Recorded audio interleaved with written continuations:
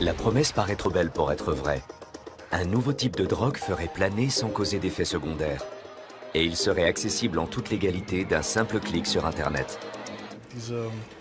La génération iPhone veut aussi des e-drogues et surtout rien d'illégal. Terme générique pour ces nouvelles drogues, Legal Highs, littéralement euphorisants légaux. Les euphorisants légaux sont comme un kaléidoscope qui démultiplie les difficultés de régulation de l'usage des drogues dans notre société. C'est à la fois un leurre et l'avenir du marché de la drogue. Que cache l'appellation euphorisants légaux? Et sont-ils vraiment dangereux? Pourquoi est-il aussi facile de s'en procurer sur le net? Et quelle est l'ampleur du phénomène?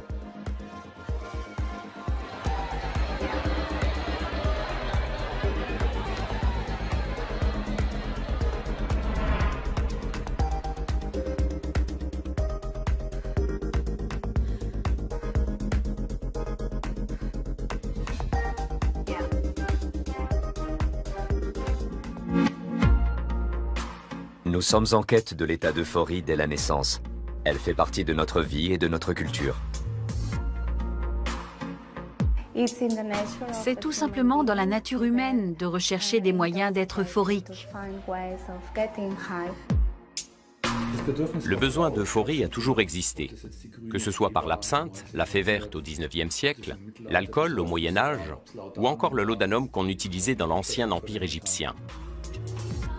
Trois drogues classiques ont marqué le XXe siècle. Le cannabis, une valeur sûre depuis les années 60. La cocaïne, la drogue des années 80. Et bien sûr l'héroïne, opiacé mortel qui aujourd'hui encore fait des ravages. Autrefois, on utilisait comme matière première des produits végétaux ou animaux.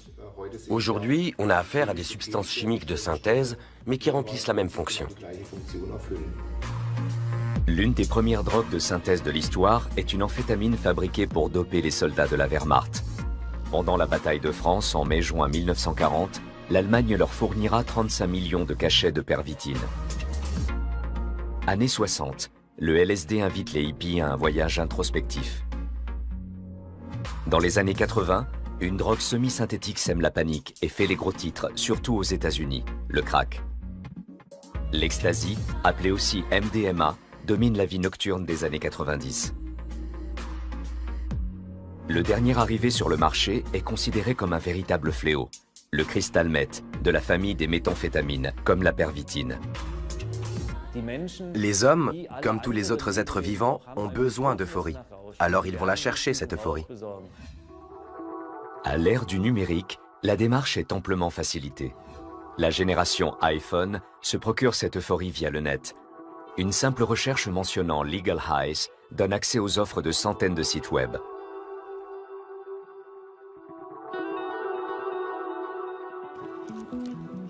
Avec leur emballage coloré, les petits sachets d'euphorisants légaux ont tout pour séduire les jeunes consommateurs.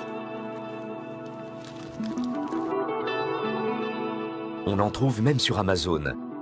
L'acheteur règle par carte bancaire et reçoit les drogues de son choix par la poste, directement chez lui. Ces substances chimiques accessibles légalement peuvent pourtant détruire des vies. Stephen Geyer travaille pour le musée du chanvre de Berlin. Il souhaite informer sur le chanvre tant sur son usage textile que récréatif. Le jeune homme est un représentant de la culture des drogues classiques. Il s'intéresse depuis plusieurs années aux euphorisants légaux.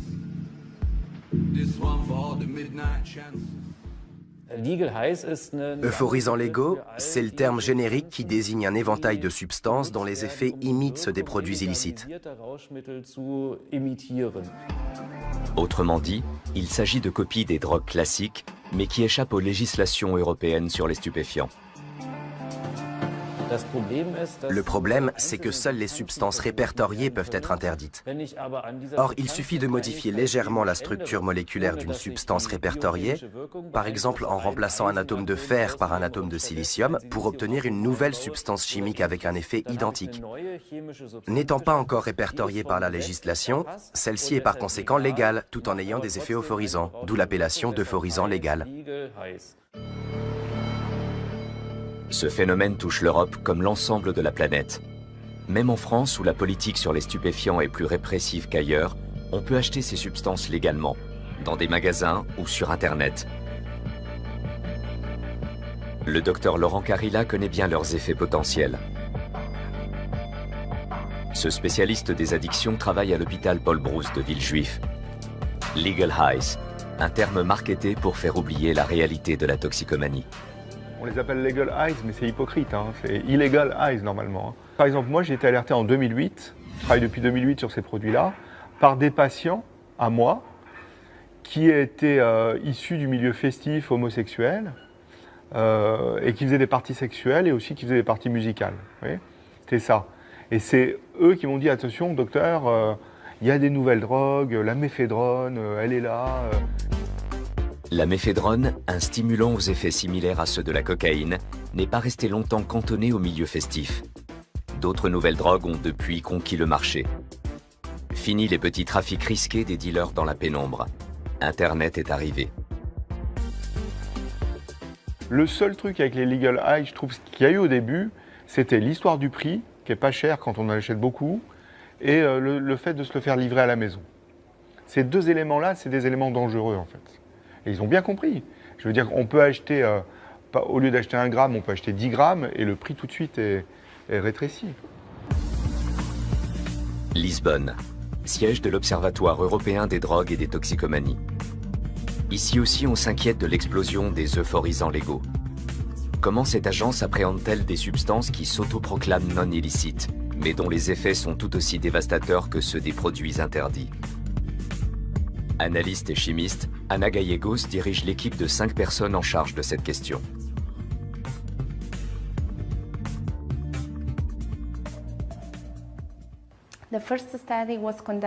La première étude sur le sujet a été menée en 2011. Il en ressort que plus de 5% des jeunes adultes en Europe ont essayé ces substances au moins une fois dans leur vie. L'étude a été reconduite l'année dernière. Résultat, le nombre de jeunes adultes ayant essayé ces nouvelles drogues au moins une fois dans leur vie est passé à 8%. L'offre de dérivés synthétiques de la catinone, commercialisée sous le nom de sel de bain, n'a jamais été aussi élevée. Idem avec les cannabinoïdes synthétiques et d'autres drogues chimiques non illicites. Le nombre de nouveaux produits déferlant sur le marché européen augmente presque chaque année.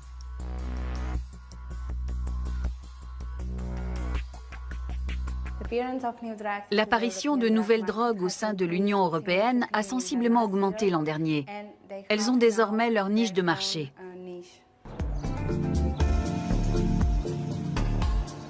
Thorsten Binczek-Domas dirige le service de toxicologie clinique du Labor Berlin, qui dépend du CHU de la Charité. Dans sa pratique, ce médecin est de plus en plus souvent confronté aux euphorisants légaux, dont l'appellation scientifique est nouveaux produits de synthèse, les NPS.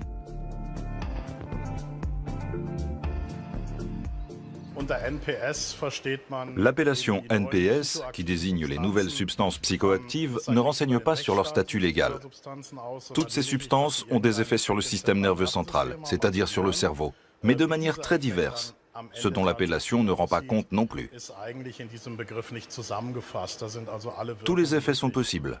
Apaisement, modification de la conscience, stimulation ou un mélange de tous ces effets. Le terme « nouveau » renvoie au fait qu'il s'agit de composés synthétiques très récents qui ne sont pas obtenus à partir de substances végétales ou naturelles, mais ont été entièrement fabriqués en laboratoire de façon artificielle.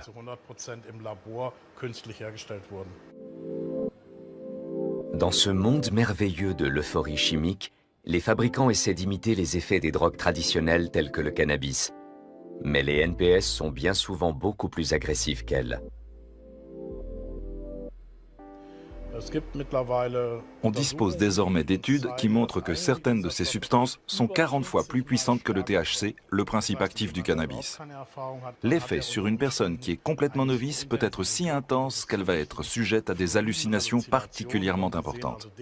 Les gens voient des choses qui n'existent pas, ils entendent des voix, sont plongés dans de grands états d'anxiété, ont peur de perdre la raison parce qu'ils n'arrivent pas à gérer cette modification de la perception, n'ayant aucune expérience. Autrement dit, le cerveau n'a pas intégré ce mécanisme de compensation qui lui permettrait de gérer, si l'on peut dire, cette modification de son état de service.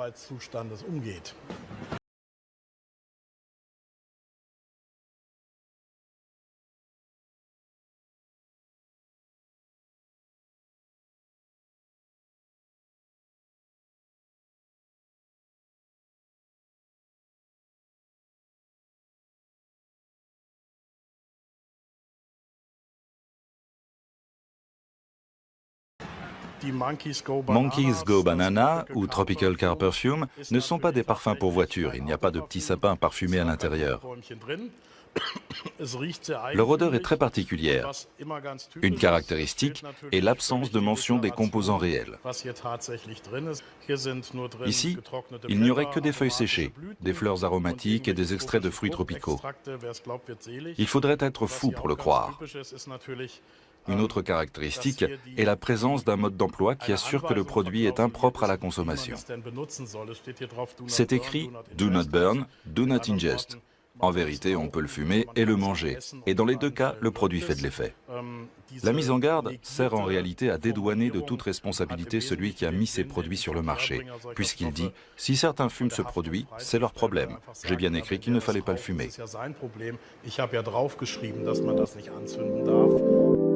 La plupart des NPS se fument comme le cannabis, se sniffent comme la cocaïne ou s'injectent après avoir été chauffés comme l'héroïne. Mais quel est leur effet ? C'est difficile à expliquer à quelqu'un qui n'a jamais pris de drogue. Pour moi, ça se passe comme ça. On a une montée, comme si on était propulsé par une fusée. Ça tient peut-être une demi-heure. Après, c'est la dégringolade. Et c'est tellement brutal qu'on en reprend pour pouvoir repartir aussitôt.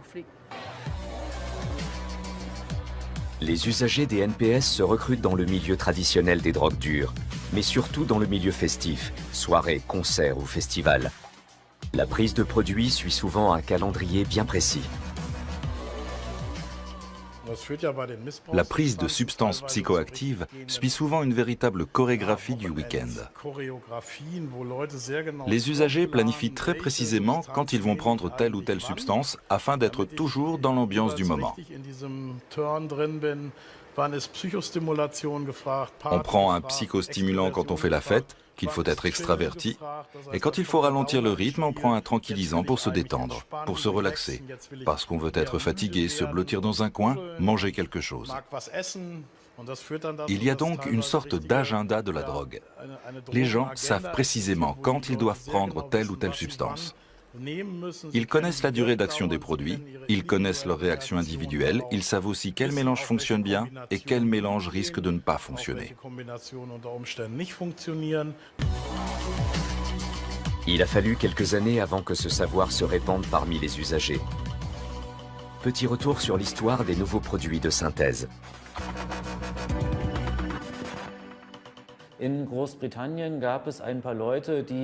En Grande-Bretagne, quelques personnes qui s'intéressaient au chamanisme sont allées vers des nouvelles substances psychoactives et ont découvert les JWH, des cannabinoïdes synthétiques.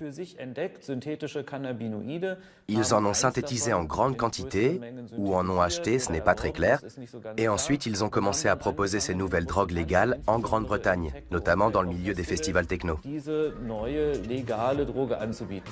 Puis ils ont fait ce que chacun fait quand il faut concevoir un produit pour un groupe cible de jeunes consommateurs, ils ont peaufiné leurs produits jusqu'à ce qu'ils se vendent comme des petits pains.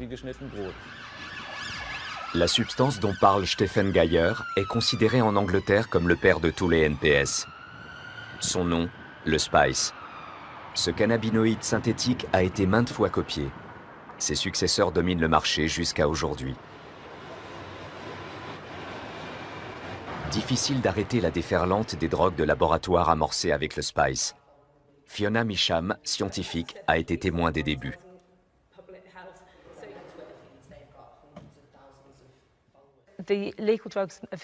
Les euphorisants légaux ont toujours été un moyen de contourner la politique et les contrôles législatifs sur les stupéfiants au Royaume-Uni.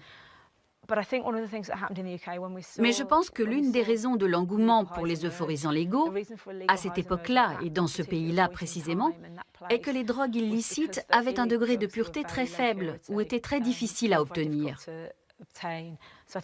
Ces deux éléments combinés ont fait qu'il y a eu un déplacement de la demande de l'ecstasy et de la cocaïne vers les euphorisants légaux.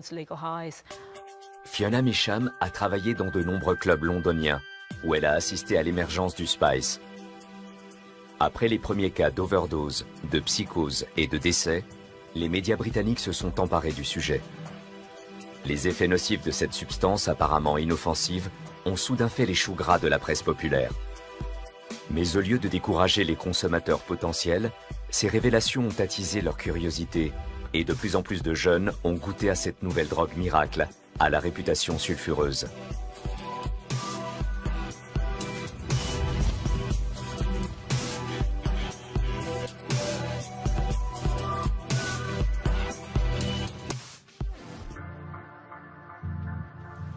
À l'époque, le spice est une énigme pour la communauté scientifique internationale.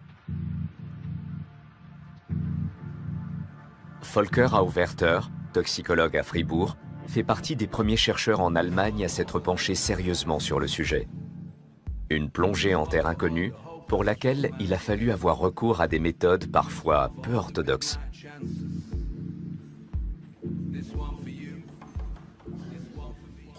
Le problème était que nous n'arrivions à identifier aucune substance du produit que nous avions commandé.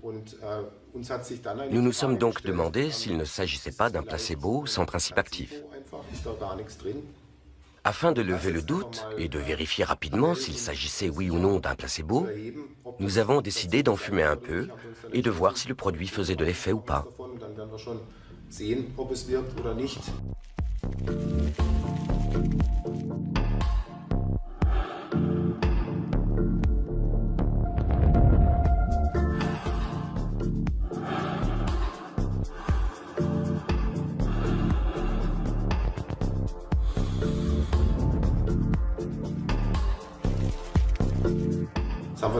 Aussitôt dit, aussitôt fait. Et en l'espace de 5 minutes, nous savions que le produit contenait un principe actif. Nous savions aussi, vu la quantité consommée, qui était relativement faible, que l'effet ne pouvait en aucun cas provenir des herbes soi-disant contenues dans le produit.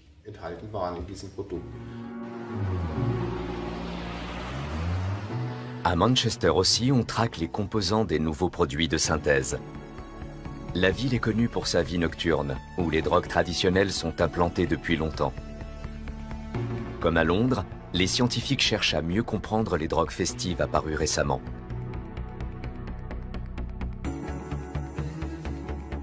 Oliver Sutcliffe est pharmacologue. Il a été l'un des premiers à s'intéresser scientifiquement à la problématique des NPS. Il est aujourd'hui considéré comme l'un des meilleurs experts dans ce domaine.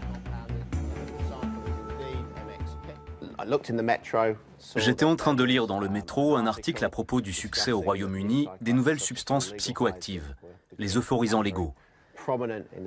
Comme l'article mentionnait quelques noms chimiques, j'ai regardé si des articles avaient déjà été publiés sur le sujet. En épluchant la littérature scientifique, je me suis aperçu que rien n'avait été publié. Il y avait donc une lacune sur le marché. Aucune méthode n'avait été développée pour isoler les composants. Leur composition chimique, de même que leur pharmacologie et leur biologie, restaient mal comprises. De toute évidence, il y avait une lacune. Pour les profanes, la synthèse de psychotropes à partir de substances chimiques de base peut s'avérer compliquée. Pour les chimistes comme Oliver Sutcliffe, en revanche, la fabrication de nouveaux produits de synthèse n'est pas difficile. Le pharmacologue a déjà copié bon nombre de ces produits à des fins scientifiques.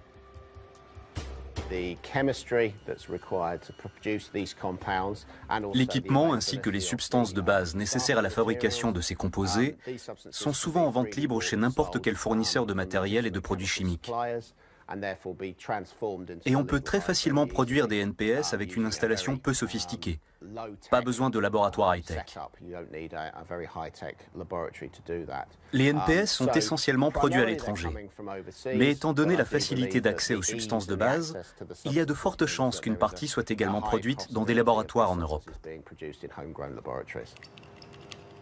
Selon les experts, la majeure partie des NPS ne provient toutefois pas de laboratoires européens.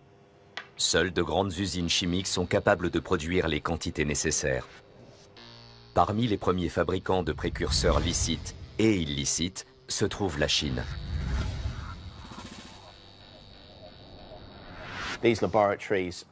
Ces laboratoires produisent de grandes quantités de substances, probablement de l'ordre de plusieurs sacs par jour. D'ailleurs, ils ne cherchent pas à s'en cacher. Il y a des photos sur Internet qui les montrent au travail. Il s'agit donc de production pharmaceutique illégale à une échelle industrielle.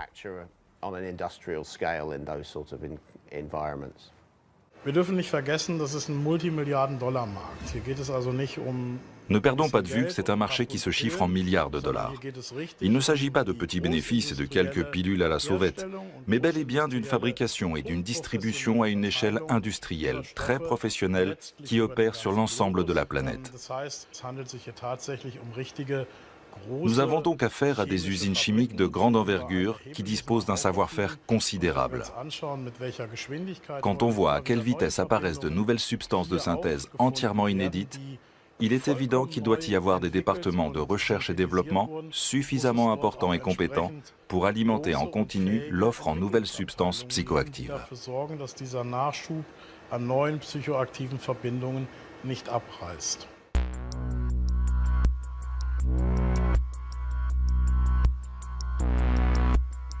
Des millions de containers remplis de toutes sortes de produits partent chaque jour de Chine en direction de l'Europe. Ce flux incessant de marchandises maintient en vie notre système économique, mais aussi le trafic international de stupéfiants. Car entre les innombrables biens de consommation se trouvent les principes actifs des NPS, déclarés par exemple en tant que talc ou oxyde de titane. Ces substances souvent légales passent ainsi les douanes et sont acheminées jusqu'à leurs clients européens. Elles sont ensuite préparées et conditionnées par des fournisseurs locaux avant d'être vendues sur le net. Un énorme marché, très lucratif.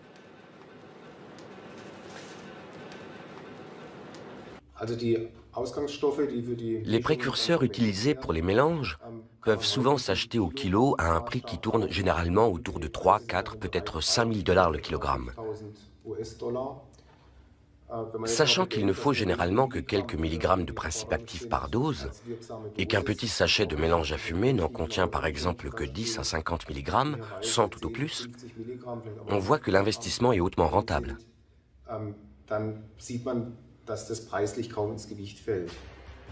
En bout de la chaîne de production, il y a donc souvent l'Europe. Un laboratoire chinois conçoit un nouveau cannabinoïde de synthèse qui n'est pas encore déclaré en Europe en tant que stupéfiant. Une fois passé le contrôle des douanes, le produit est vaporisé sur un inoffensif mélange de plantes. Le tour est joué. Cela peut se faire partout, dans un garage ou un petit atelier d'arrière-cour.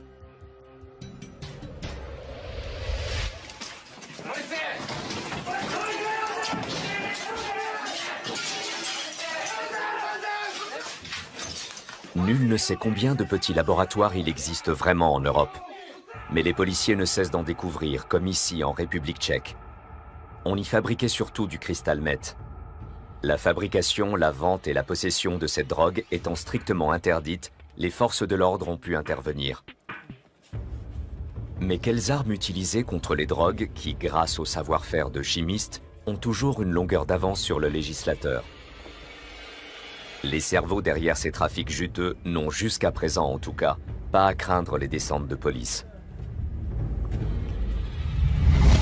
De toute évidence, cette activité est très rentable pour certains trafiquants, qui peuvent engranger d'importants bénéfices à partir d'un investissement minime. Presque comme dans un supermarché, les fabricants proposent leurs produits aux emballages séduisants à des consommateurs souvent jeunes. Avec leurs noms marrants et leurs emballages colorés, ces produits font davantage penser à des bonbons qu'à des substances illégales, dangereuses, repoussantes, qu'on sort à la va-vite d'une poche de pantalon. Ces produits sont commercialisés comme des millions d'autres produits. Autrement dit, ils perdent un peu de leur statut de substance dangereuse et difficile d'accès pour devenir des articles de consommation courante, comme le dentifrice. Des emballages colorés, d'apparence anodine, bien loin de la réalité de certains consommateurs des nouveaux produits de synthèse qui finissent par tomber dans l'addiction.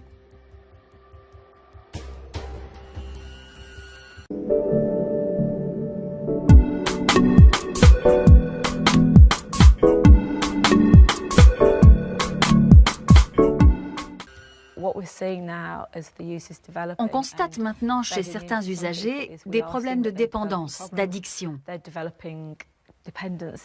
Et s'ils arrêtent la drogue, ils présentent un syndrome de manque. Les cannabinoïdes de synthèse surtout posent de graves problèmes. C'est très préoccupant. Ces produits sont à la fois extrêmement puissants et très bon marché. Les cannabinoïdes de synthèse sont vendus sur le net en tant que mélange de plantes. Les vendeurs savent parfaitement comment appâter les primo-consommateurs. 40 minutes de défonce assurée. Alternative parfaite à la marijuana. Ce mélange d'herbes à fumer offre un trip fantastique.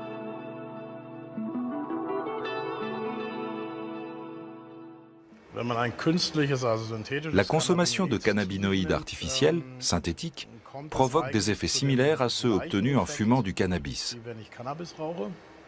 Les molécules de cannabinoïdes synthétiques sont conçues de telle sorte qu'elles se fixent dans le cerveau sur les mêmes récepteurs que le tétrahydrocannabinol, ou THC, un nom à rallonge qui désigne simplement le principe actif du cannabis. Un récepteur, c'est une grosse molécule de protéines qui est ancrée dans la membrane d'une cellule nerveuse. La molécule de cannabinoïde vient s'y fixer un peu comme une clé dans une serrure, ce qui déclenche l'envoi par le récepteur d'un signal à l'intérieur de la cellule. Mais la différence, et elle est de taille, c'est que les cannabinoïdes synthétiques, ou tout du moins certains d'entre eux, produisent en se fixant sur le récepteur un effet beaucoup plus puissant que le THC biologique. La puissance des cannabinoïdes de synthèse et leurs effets imprévisibles sur le cerveau font courir un risque aux consommateurs. Mais les cannabinoïdes interagissent aussi avec le reste du corps humain, qui est tout entier parcouru par un réseau de récepteurs. Les cannabinoïdes de synthèse sont comme une bombe lâchée dans ce réseau. Et nul ne sait combien de bombes le corps peut supporter et sur quelle durée.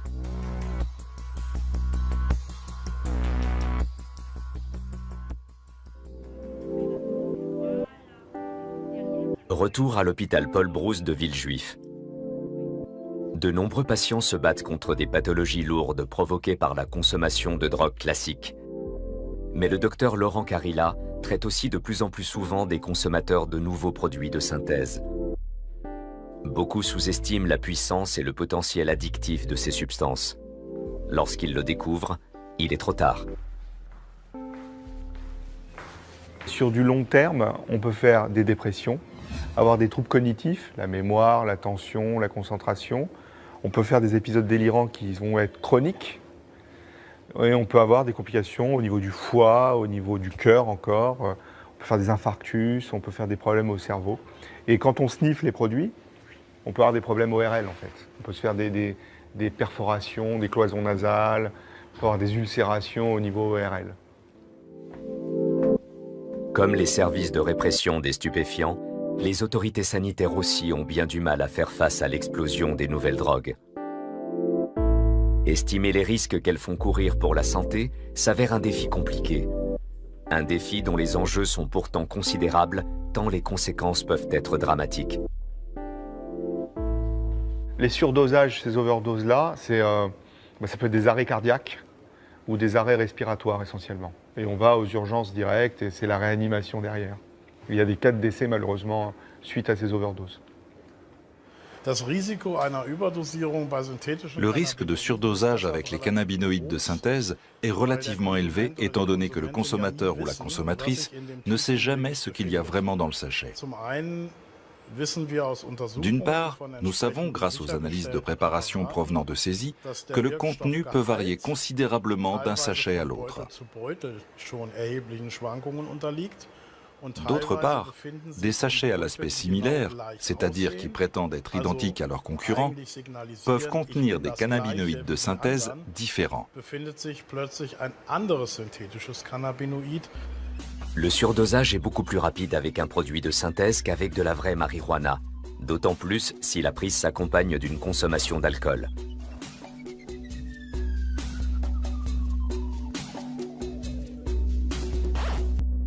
C'est pour obtenir ce genre d'informations que de nombreux consommateurs consultent Internet. Certains découvrent alors la chaîne YouTube de Simon Rohan. Le jeune homme vit dans les environs de Munich et met en ligne de courtes vidéos qu'il tourne lui-même sur les avantages et inconvénients de diverses drogues, de l'ecstasy à la cocaïne, en passant par le cannabis. Ces Trip Reports, où Simon fait le compte-rendu de ses propres expériences avec les drogues, ont été visionnés des centaines de milliers de fois par des internautes. Les nouveaux produits de synthèse aussi sont passés en revue. Quels sont les euphorisants légaux les plus sûrs? C'est notre question du jour. Les produits de synthèse font l'objet de nombreuses questions de la part des internautes.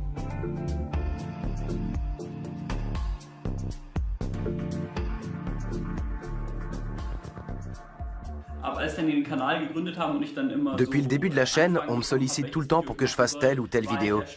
Et je suis toujours surpris du nombre de personnes qui m'écrivent, du genre « Yo, fais-nous une vidéo sur les legal highs, j'ai essayé le couch trip, tu peux nous montrer quel effet ça fait sur toi ?» Du coup, je leur réponds que perso, ça ne m'intéresse pas d'essayer et que je ferai peut-être une vidéo dessus, mais pas à partir de ma propre expérience. La défiance de Simon rejoint celle de nombreux consommateurs qui, sur ces forums, échangent leur expérience sur les NPS.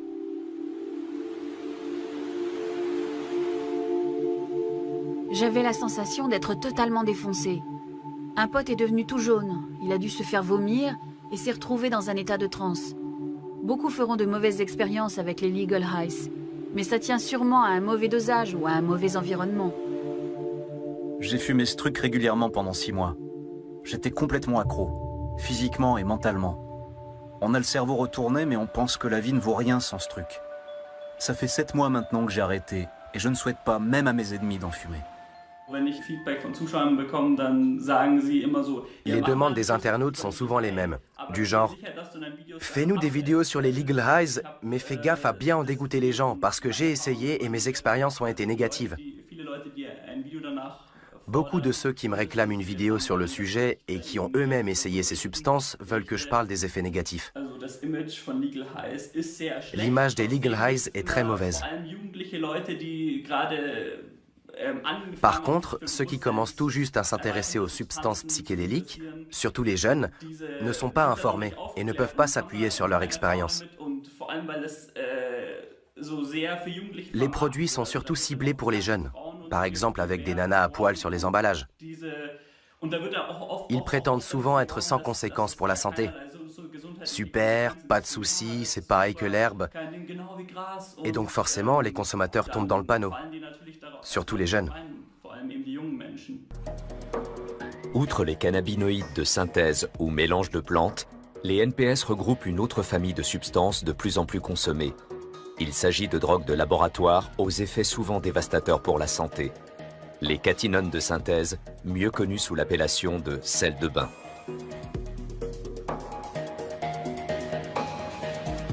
Le terme de sel de bain a été utilisé un peu comme un code. Mais le produit que l'on achète sous cette appellation n'a évidemment rien à voir avec de vrais sels de bain. Sauf qu'il est blanc et se présente sous forme de cristaux. Ce qui se cache derrière, ce sont généralement des stimulants. Comparé par exemple à l'Allemagne ou aux Pays-Bas, la France est l'un des pays européens où la législation en matière de stupéfiants est la plus répressive. Non répertoriée, les nouveaux produits de synthèse échappent cependant aux poursuites. De nombreux patients du docteur Carilla se sont tournés vers les sels de bain, considérés comme une alternative plus sûre que les drogues dures.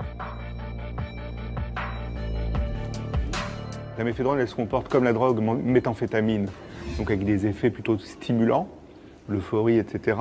Et comme il y a eu des cas de décès, cette drogue a été interdite. Mais, sans exagérer, 1 minute après, sur Internet, circulaient d'autres drogues. Et il y a d'autres drogues qui sont très à la mode. Il y a la MDPV. La MDPV, elle se comporte exactement comme la cocaïne. Vous avez d'autres drogues comme la méthylone. La méthylone, c'est vraiment... Méthylone, c'est l'image en miroir de la MDMA. Elle se comporte comme la MDMA. Et là, il y en a une récente qui a fait un peu de bruit aux États-Unis, qui s'appelle Flakka, qui est l'alpha-PVP. Et en fait, ça donne des troubles du comportement importants, de la paranoïa, on peut se suicider, et on peut avoir des troubles du comportement bizarres, comme il y a eu des cas où les gens se mettent nus dans la rue, à courir, à crier. Et il y a eu des cas de comportement où il y en a un qui faisait l'amour à un arbre, en fait. Ouais, donc c'est vraiment des troubles du comportement bizarres. Munich. Dans la capitale bavaroise aussi, les nouveaux produits de synthèse se sont implantés dans les milieux de la drogue. Les NPS sont utilisés par de nombreux toxicomanes comme complément, voire comme substitut aux drogues dures. Stefan Walcher, médecin spécialiste des addictions, est co-directeur d'une clinique. Témoin au quotidien de la souffrance des toxicomanes, il observe le remplacement des drogues classiques par les nouveaux produits de synthèse. Cela crée un mélange très explosif qui a indubitablement contribué à une augmentation substantielle du nombre de décès liés à l'usage de stupéfiants pour la 2e année consécutive. Du point de vue statistique, on constate que les opiacés classiques, comme l'héroïne et la méthadone, jouent un rôle de plus en plus mineur et sont évincés par de nouvelles substances. À Francfort, une ville qui a une longue expérience avec les drogues dures, on assiste aussi à une mutation. Comme la police le constate lors des contrôles et des fouilles, les nouvelles drogues synthétiques sont déjà bien implantées, notamment les sels de bain, très répandus chez les usagers.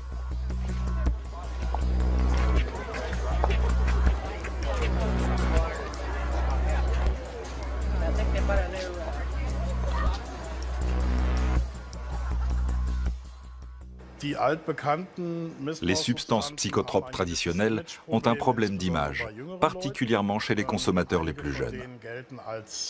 Certaines ne sont plus considérées comme modernes. Un bon exemple, c'est l'héroïne. Les jeunes usagers associent l'héroïne à la toxicomanie, à la dépendance, à la déchéance physique. Or, dans un monde où l'apparence prime de plus en plus, ce ne sont pas de bons arguments marketing. Retour à Munich. De nombreux patients de Stefan Walcher sont toxicomanes depuis plusieurs années. Comment perçoivent-ils le succès des sels de bain? J'ai l'impression que les sels de bain ont remplacé le reste, que les autres produits ne jouent plus qu'un rôle marginal. C'est l'impression que j'ai quand je vais dans le milieu, et ce n'était pas le cas il y a encore quelques années. Aujourd'hui, il faut avoir du bol pour dégoter autre chose que des sels de bain. Ils ont un gros potentiel addictif. De ce point de vue, je pensais qu'il n'y avait rien de pire que le crack, que j'ai consommé pendant 2 ans. Mais ce n'est rien à côté. De ce que je vois, les consommateurs sont plus agressifs et plus imprévisibles. Et je dirais aussi plus effrayants aux yeux d'un non-consommateur. En général, les sommes qu'ils viennent vous taxer sont minimes. Mais quand elles deviennent plus importantes, je pense que certains seraient capables de vous faire la peau. Oui, ça a beaucoup changé.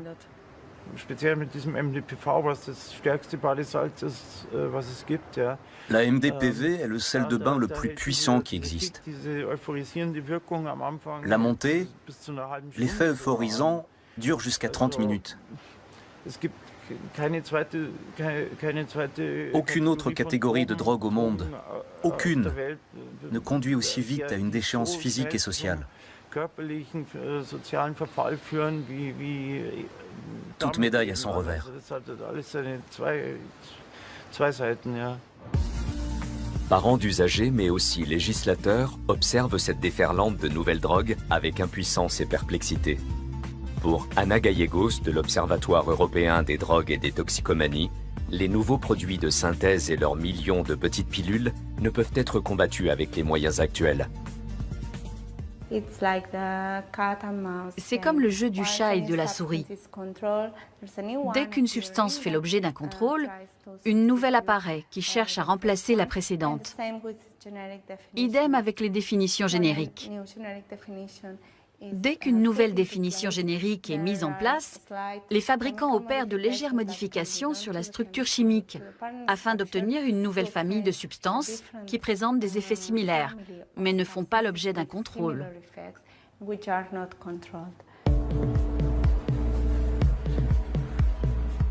À Berlin, Thorsten Binczek-Domas part comme chaque jour à la chasse.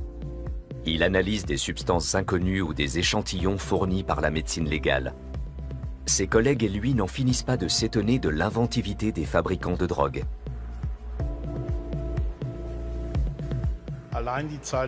Rien que le nombre de cannabinoïdes synthétiques que nous connaissons tourne autour de 300.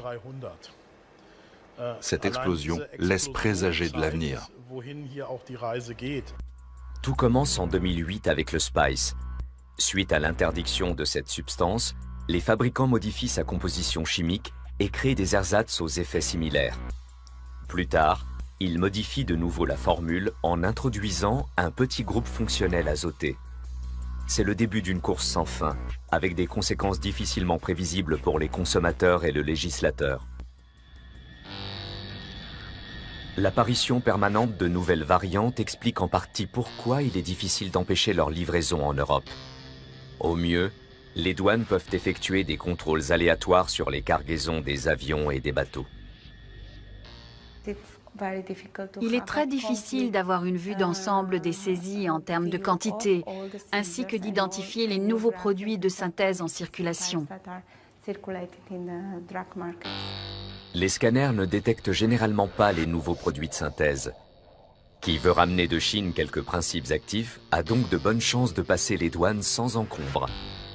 Et lorsqu'un chien policier est entraîné à détecter un mélange de plantes données, un nouveau mélange l'a depuis longtemps remplacé. On enregistre pourtant des succès. Entre 2009 et 2013, la quantité de sel de bain saisies a augmenté d'environ 1 tonne par an. Des saisies plus importantes, mais aussi plus fréquentes. Un contrôle sur un peu plus de 10 000 s'est avéré positif. Les cannabinoïdes synthétiques aussi ont été davantage confisqués. Cette augmentation signifie-t-elle que le trafic se développe? De nombreux spécialistes pensent en tout cas que les contrôles ne sont pas plus efficaces. Il ne s'agit plus seulement de contrôler quelques flux de marchandises importants où les quantités saisies sont colossales. On assiste aujourd'hui à un transport de fourmis, avec des milliers de petits paquets et de petits sachets plastiques expédiés de Shanghai ou d'ailleurs dans l'espace Schengen. Là, la marchandise est répartie très rapidement, ce qui est dans l'intérêt des transporteurs.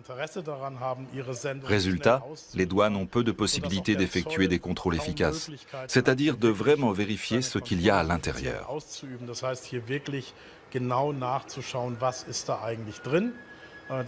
Les services douaniers manquent de personnel et de technologie. Il faudrait changer un certain nombre de choses pour prétendre mettre un terme définitif au trafic. Les pouvoirs publics ne peuvent pas remporter cette course. C'est totalement exclu. Un procureur ne pourra jamais être aussi rapide qu'un trafiquant qui peut changer en un rien de temps quelques groupes d'une molécule. C'est peine perdue. Les nouveaux produits de synthèse donnent du fil à retordre à la répression des stupéfiants.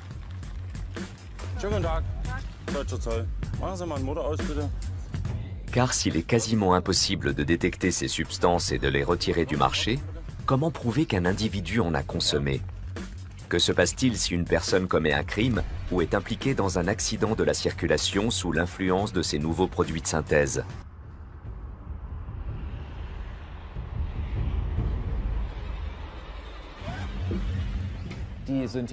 Les cannabinoïdes synthétiques sont consommés notamment par des jeunes qui craignent de perdre leur permis de conduire. Ils savent que les tests rapides de la police peuvent détecter des traces de marijuana fumées jusqu'à une semaine auparavant. On va leur retirer leur permis, ils vont devoir passer un test d'aptitude psychologique à la conduite, payer une grosse amende, etc. Alors qu'ils peuvent éviter tout ça en achetant un mélange de plantes qui contient, on le sait bien, d'autres principes actifs que les plantes. Un des attraits principaux pour les consommateurs reste le mythe selon lequel ces drogues ne pourraient pas être détectées du tout. Effectivement, les tests rapides qu'on utilise dans le cadre des contrôles d'aptitude psychologique à la conduite ne sont pas en mesure de mettre en évidence un grand nombre de ces substances. En revanche, des examens de laboratoire plus poussés peuvent désormais détecter chacune d'entre elles. Longs et fastidieux, ces tests en laboratoire ne sont cependant d'aucune utilité aux médecins confrontés à des urgences vitales.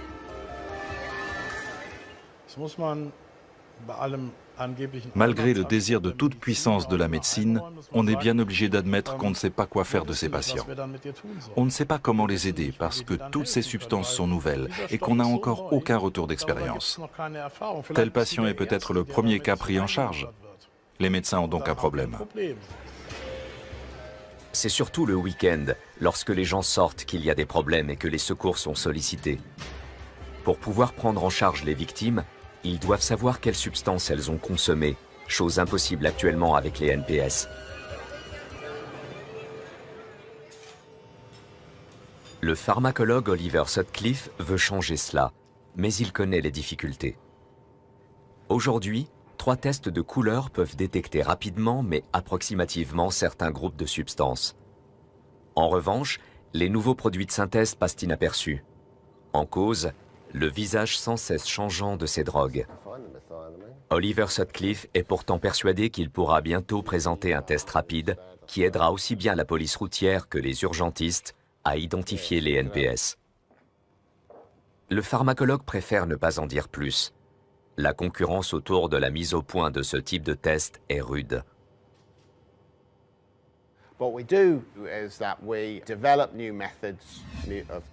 Nous développons de nouvelles méthodes de détection permettant une utilisation soit sur le terrain, soit en laboratoire, destinées à identifier les classes de composés, ce qui n'est pas forcément aisé avec les techniques standards.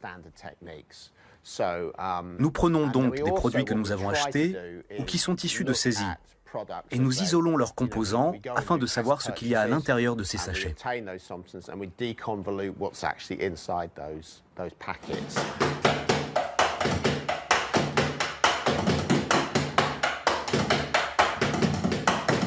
Retour chez le YouTuber Simon Rohan, qui explique le succès des nouveaux produits de synthèse.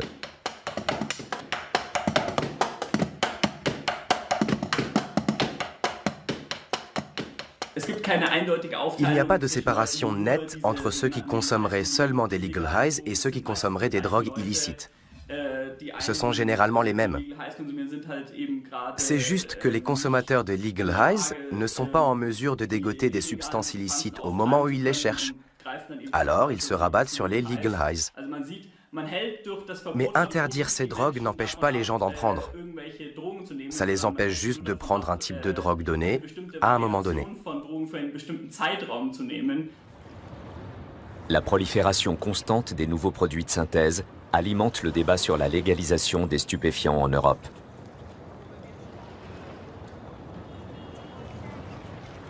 Ana Gallegos a son avis sur la façon dont nos sociétés européennes devraient gérer l'engouement pour ces nouvelles substances. Un avis qu'elle préfère toutefois émettre en dehors des murs de son administration.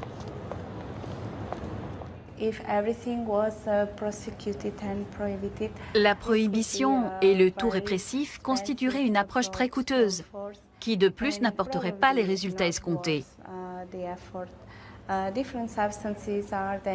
Chaque substance présente une dangerosité qui lui est propre.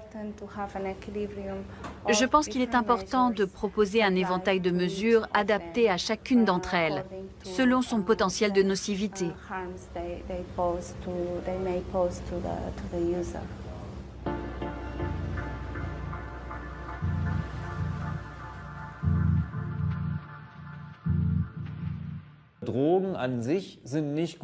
Les drogues ne sont pas bonnes ou mauvaises en soi.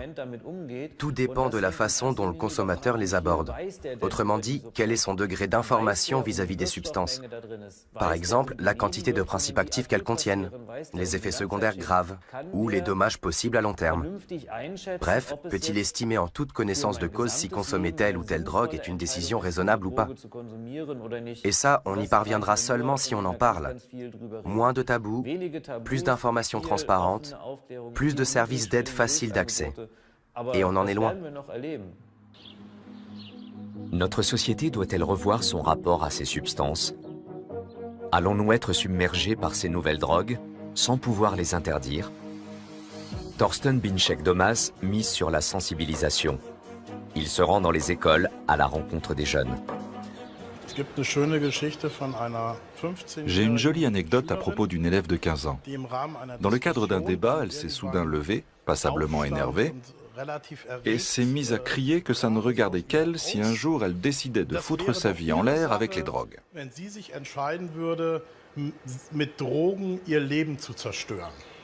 Il y a eu un murmure de protestation parmi ses camarades, qui avaient le même âge qu'elle. Tous ne partageaient visiblement pas son avis. L'argument asséné était « ça ne regarde que moi ». Je lui ai répondu « d'accord, mais seulement si vous nous signez au préalable un papier qui dit que nous ne devons pas vous aider, que vos parents ne vous aiment pas et que les autres personnes de votre entourage ne s'intéressent plus à vous.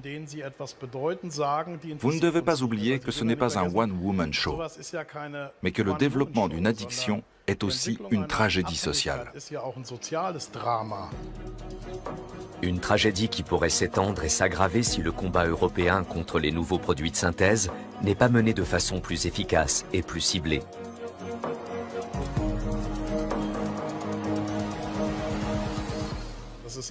C'est une attitude très égoïste de la part de quelqu'un de dire « ça m'est égal, c'est ce que je veux, j'en supporterai les conséquences », parce que c'est un leurre. Les conséquences à la fin, nous les supportons tous un peu. Les chercheurs pensent que l'on peut d'ores et déjà concevoir de nouvelles drogues qui euphorisent sans nuire gravement à la santé. Mais d'ici là, force est de constater, le monde enchanteur des nouveaux produits de synthèse est une illusion. Back to the roots. Il ne faut pas toucher à ces saloperies chimiques. Ça n'a plus rien de kiffant. Ce n'est plus comme avant, quand on fumait un joint autour d'un feu de camp, pendant qu'un pote jouait de la guitare. Il faut voir leur pouvoir addictif. Ces substances sont très puissantes. Legal Highs. Le nom a un côté sympa et inoffensif. Tout le contraire des méchantes drogues illicites.